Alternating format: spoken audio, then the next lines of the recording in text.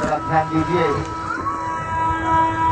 कुछ बिना भारत में शासन कर और वन में घन घोर तपस्या की, वन में घन घोर तपस्या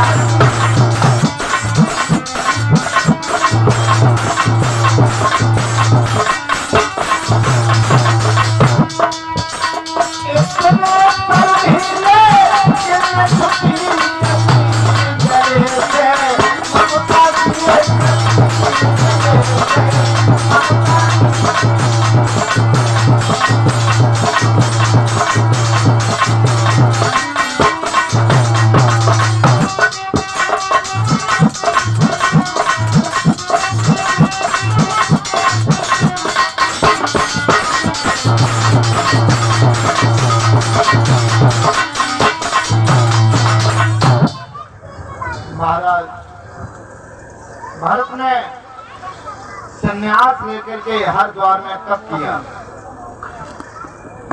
तप कर रहे थे, सुबह का समय था और ऋषियों ने बताया है जीवन सुंदर बनाने के लिए नियम, संयम, साधना, त्याग होना चाहिए। जीवन सुंदर बन जाता है। सुबह का समय था, वो अपनी साधना कर रहे थे। गंगा जी का किनारा था। हरिद्वार बहुत सुंदर जगह है, जो ऋषियों की तपोभूमि है। एक गर्भवती हिरनी जल पान करने के लिए आई।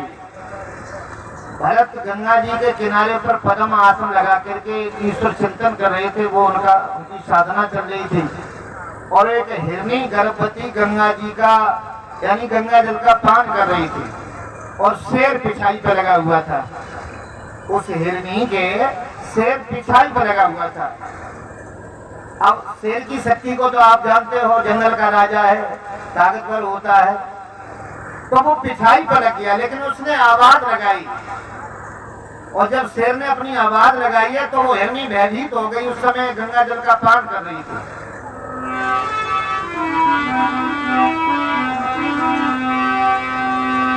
हिरनी ने वहां छलांग भरी और साहस न रहा, दम टूट गया।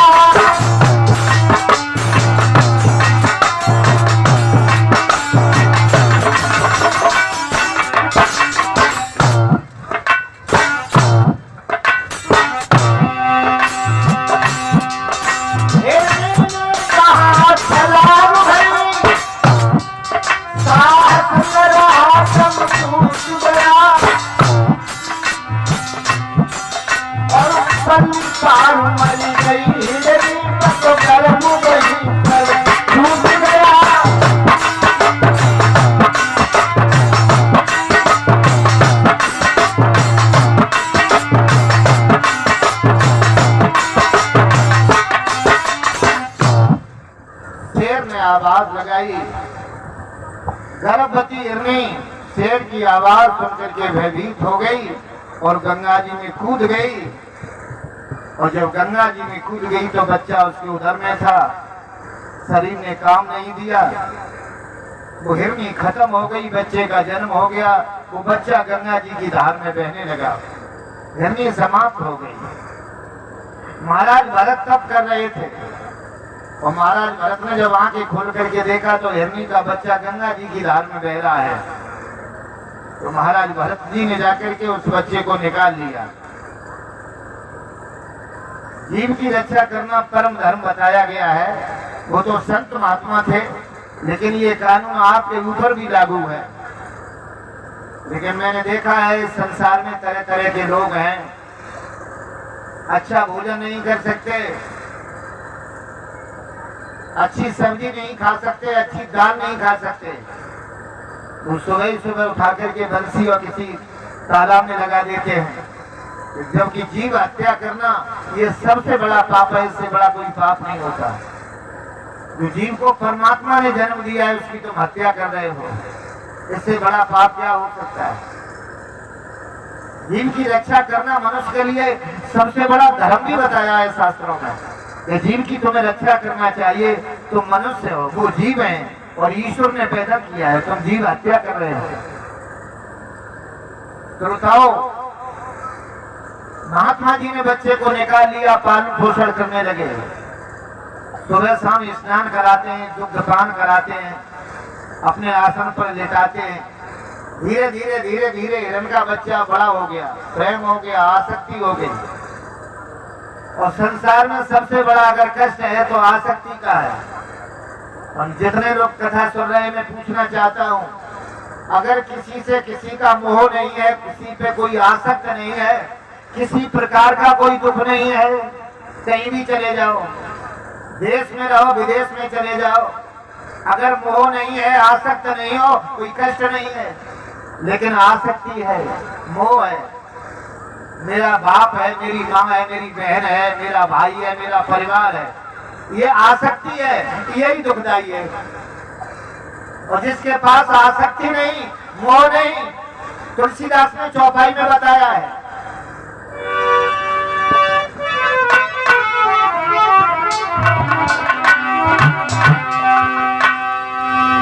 कोई विवेक मोह भ्रम भागा, श्री रघुनाथ चरण वाला।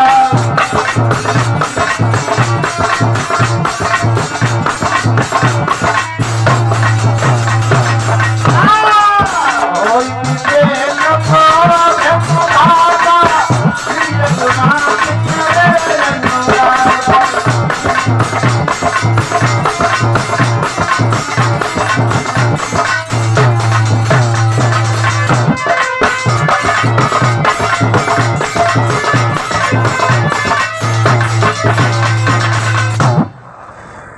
तुलसीदास कहते हैं, जब ज्ञान की प्राप्ति हो जाती है, विवेक हो जाता है, गुरु के द्वारा ज्ञान मिल जाता है, मोह दूर हो जाता है, आसक्ति दूर हो जाती है, किसी प्रकार का कोई कष्ट नहीं रहता, फिर आराम से भक्ति भजन करिए, जीवन का आनंद लीजिए और आप अच्छी गति को प्राप्त हो जाएंगे जब ज्ञान के द्वारा। लेकिन जब तक ज्ञान नहीं है तब तक आसक्ति रहेगी। आपने सपना देखा है? सपना, अरे सपना देखा होगा ना। रात्रि में जब सपना होता है तो कैसा प्रतीत होता है कि ये सच है। क्या वो सच है जो रात्रि में सपना हो रहा है? लेकिन ऐसा प्रतीत होता है कि सच है। हमें माया मिल गई, बहुत प्रसन्न है, सपना हो रहा है कि बहुत पैसा इकट्ठा कर लिया, प्रसन्नता हो रही है, लेकिन आंख खुली तो जेब खाली है, एक पैसा नहीं। तो सपना गलत हो गया ना, असत्य हो गया। सपने दो प्रकार के होते हैं। एक तो वो सपना होता है जो रात्रि में हम देखते हैं कि हम गंगा में स्नान कर रहे हैं, आंख खुली तो गंगा दूर है, घर में लेते हैं। एक तो वो सपना है जो रात्रि में देखते हैं, और एक सपना ये है जो इस समय हमें दिखाई दे रहा है। अंतर कितना है कि रात्रि में जो सपना होता है वो आंख खुलने पर असत्य है, और ये सपना जो देख रहे हैं ये ज्ञान होने पर असत्य है। ये भगवान शंकर जी ने पार्वती से कहा।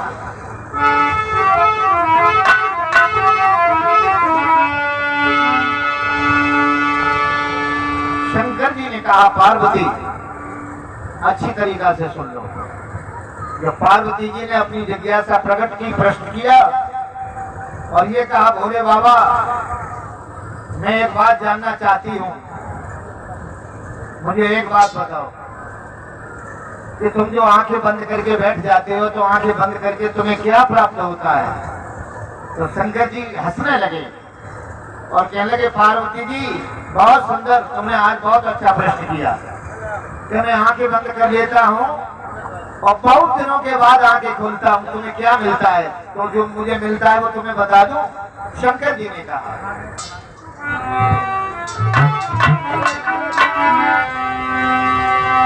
ये उमा कहूँ मैं अनुभव अपना, और संग हरि भजन जगत सब सपना।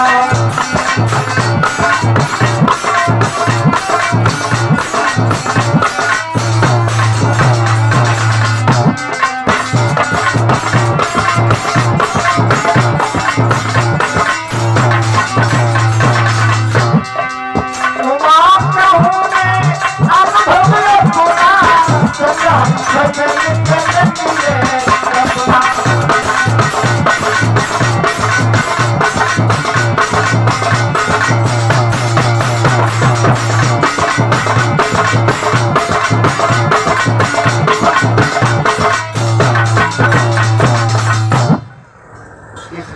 बताओ मेरा आपसे कहना कि दोनों ही ये सपना है।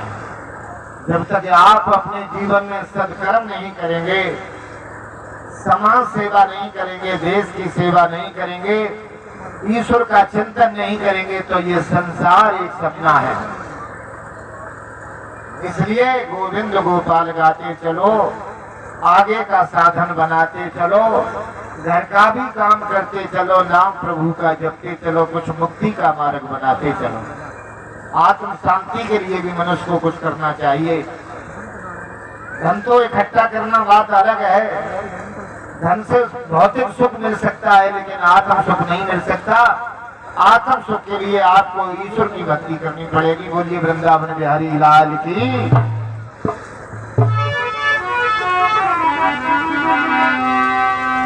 आइए एक लाइन का भगवान का कीर्तन बोल लो बड़े प्रेम के साथ। जब भगवान मुरली मनोहर महाराज अक्रूर जी के साथ मथुरा के लिए निकल आए हैं और मथुरा में आकर के कंस का वध भी कर दिया है, जरासंध को 17 बार परास्त भी कर दिया है, गुरु संदीपन के आश्रम में जाकर के वेदों का अध्ययन भी कर लिया है। प्रसंग लंबा है, लेकिन गोपियों को वचन दे करके गए थे परसों का, और मथुरा में रमण कर लेते हैं। तो ब्रज की गोपियां यमुना जी के किनारे पर बैठी हुई कृष्ण का चिंतन कर रही हैं। उस समय का एक गीत लिखा है किसी गीतकार ने। आइए एक लाइन का गीत कीर्तन बोलते हैं, इसके बाद आगे चलते हैं। जब वो ब्रज की गोपियां यमुना के किनारे बैठ करके क्या चिंतन कर रही हैं, क्या कह रही हैं?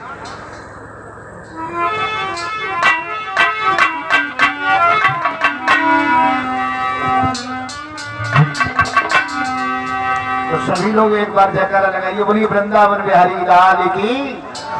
ब्रज की गोपियां कह रही हैं, अरे मैंने प्रेम से अंगना झाड़ोरी लिया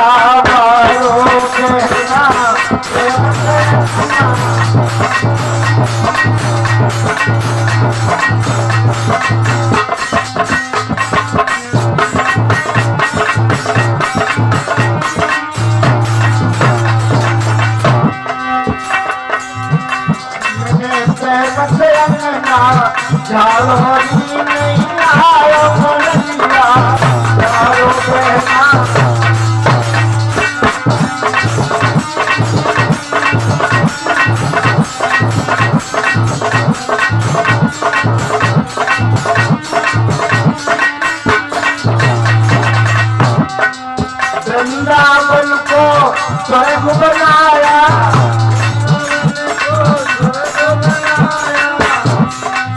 गोकुल के संग रास रचाया,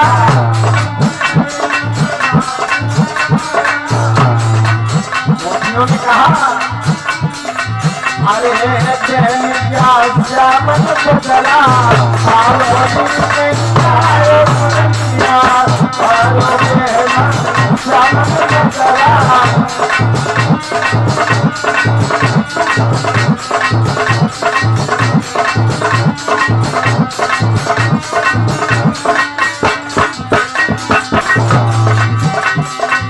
वृंदावन को छोड़ चले गए,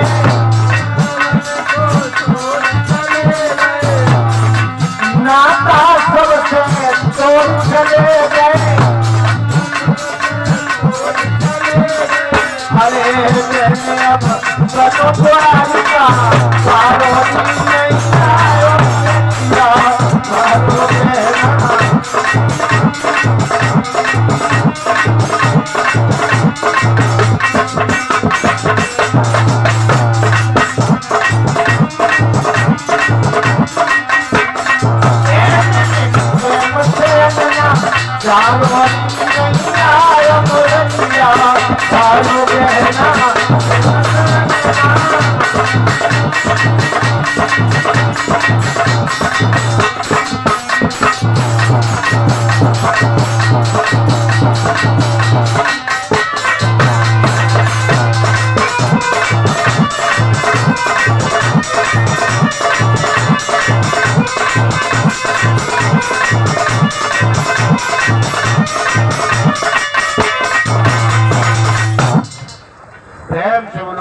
सच्चिदानंद भगवान की। आज महाराज सुखदेव जी अपने प्रवचन में बताने लगे, संत ने उस बच्चे को बड़ा कर दिया जो हिरनी का बच्चा गंगा जी से निकाला था, उसमें आसक्त हो गए, बड़ा कर लिया, प्रेम हो गया, मोह हो गया। एक दिन महात्मा जी कहीं चले गए आश्रम से बाहर, हिरणों की टोली आई, महात्मा जी के आश्रम से निकली। बच्चा समझदार हो गया था, उसने पहचान लिया ये मेरी जाति है। हर जाति को अपनी जाति से लगाव होता है। उसने पहचान लिया ये हमारी जाति है, अपनी जाति में शामिल हो गया। महात्मा जी का आश्रम छोड़ करके जंगल के लिए चला गया। महात्मा जी लौट करके आए, आश्रम में देखा तो वो बच्चा दिखाई नहीं दिया। देखने लगे कहाँ चला गया, लेकिन किसी ने नहीं बताया कि आखिर में हिरण का बच्चा कहाँ चला गया।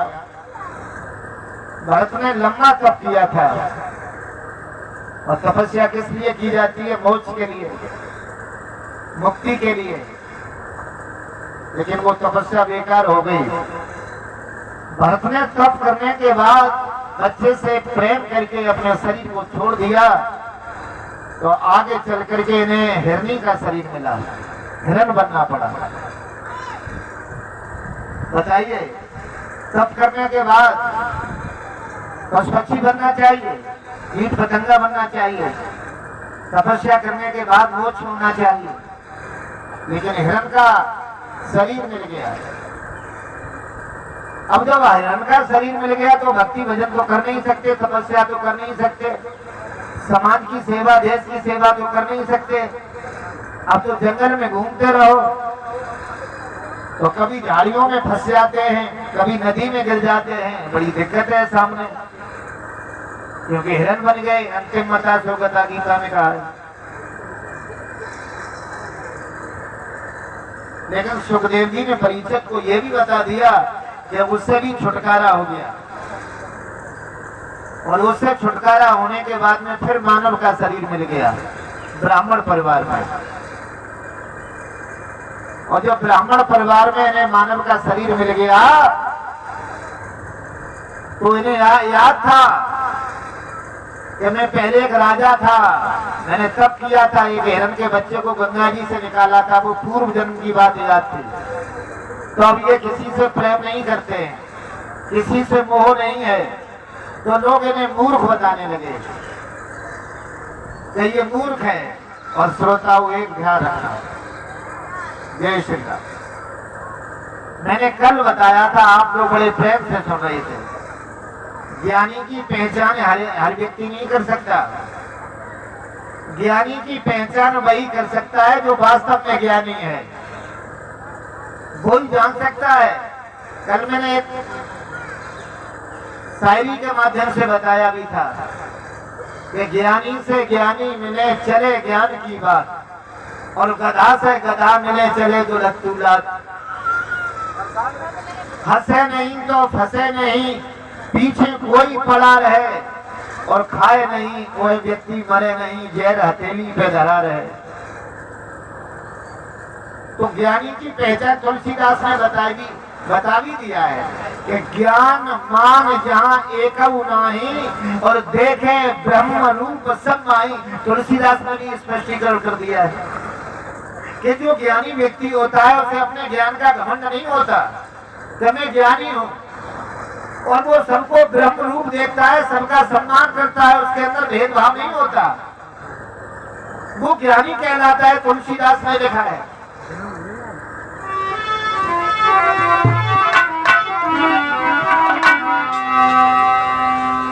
अब इन्हें जड़ भरत कहने लगे, इनका नाम है जड़ भरत। जड़ कहते हैं मूर्ख को, तो लोगों ने मूर्ख बता दिया, किसी से प्रेम नहीं करते, आराम से आसन लगा लेते हैं, प्रभु की भक्ति साधना में अपना समय काट रहे हैं, क्योंकि पूर्व जन्म की बात याद है। और जो संत महात्मा होते हैं योगी होते हैं, इन्हें अपने पूर्व जन्म की बात याद होती है कि पहले में क्या था। हर व्यक्ति को नहीं, जो योगी होते हैं, जो संत होते हैं, तो ये जानते थे कि मैं हिरण बन गया था और फिर प्रेम करूंगा दुनिया वालों से, फिर आना जाना पड़ेगा, हमें चक्कर से छूटना है। तो अपनी धुन में रहते हैं केवल ईश्वर भक्ति में। तो लोग इन्हें मूर्ख कहने लगे, जड़ भरत कहने लगे। अब घर में कलह शुरू हो गई। तो कई भाई थे, पत्नियां उधम मचाने लगी और वो कहने लगी महाराज अपने अपने पति से कि तुम्हारा भैया महात्मा है, सुबह शाम भोजन तो टाइम से करता है और काम कुछ करता नहीं, तो हम रोटी तो बना नहीं पाएंगे, या तो कुछ काम करवाया करो। तो सुबह शाम कैसे पता है तुम्हारे भाई को कि हमें भोजन टाइम से चाहिए और 2 पैसे का काम नहीं। तो पत्नियां घर में अशांति फैलाने लगी। और श्रोताओं, उनकी बात छोड़ दो, आज भी देख लो, तुम आज भी समाज में देख लो, 2 भाई हों 4 भाई हों, बड़े प्रेम से रह सकते हैं, इसमें कोई शंका वाली बात नहीं। क्योंकि भाई के दुख को समझता है, वो जानता है कि हमें एक पिता की संतान है, एक रक्त से पैदा हुए हैं, मेरा भाई है। लेकिन ये पत्नियां जो आती हैं दूसरे देश से, दूसरे पिता की संतान, इनकी विचारधारा अलग होती है। ये घर में आते ही आते अशांति पैदा कर देती हैं। लिखा भी है, मैं ये नहीं कहता कि पत्नी की बात मत मानो, पत्नी की बात मानो। तुलसीदास ने अपनी पत्नी की बात मान ली, महात्मा हो गए, देश में नाम है।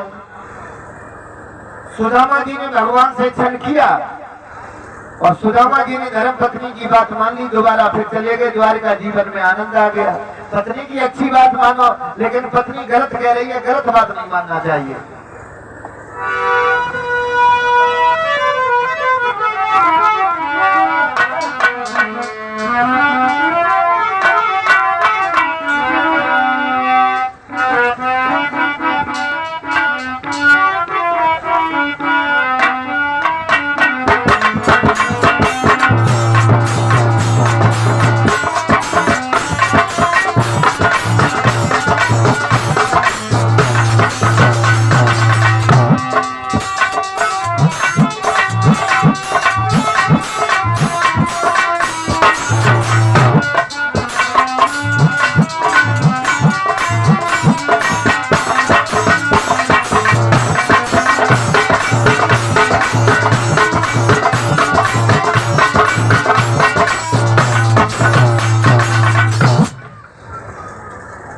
भाइयों ने कहा,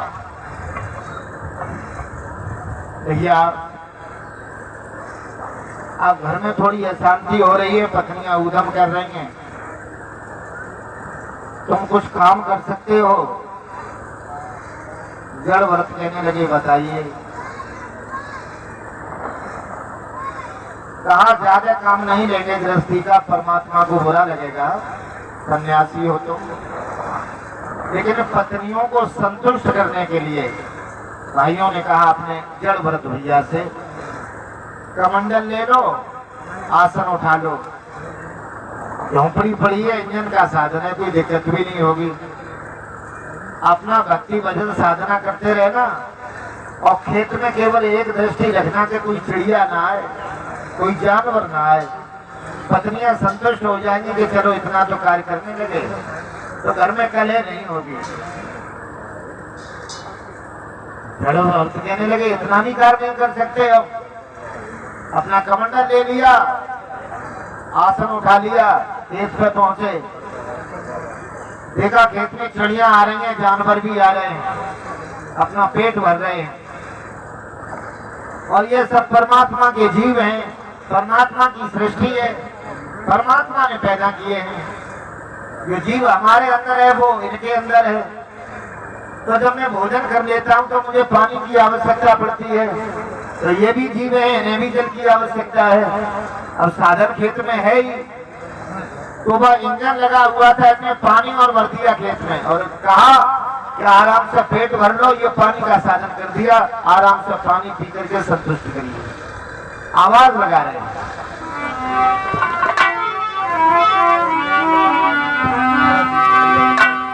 कि राम की चिड़िया राम को खेत भर चुन दो चिड़िया भरी भरी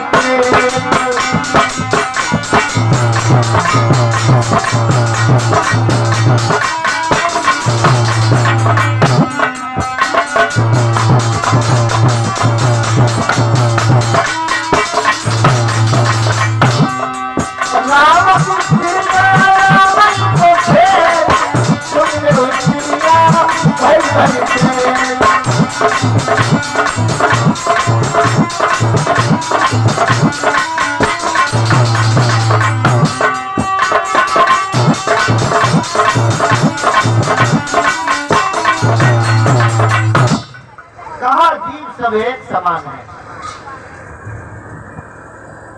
अब शाम हो गई, सूर्य छुप गया, अंधेरा हो गया। इनके भाइयों के दिमाग में एक बात आई कि अंधेरा होने जा रहा है, सूर्य छुप गया, मेरा भाई अभी नहीं आया कैसे। तो मुझे ऐसा लगता है कि नाराज हो गया कि मैं संत हूँ, अब लोग हमसे काम लेने लगे घर परिवार के। शाम को जब खेत पे गए, थोड़ी चिड़िया देखी, जानवर भी देखे,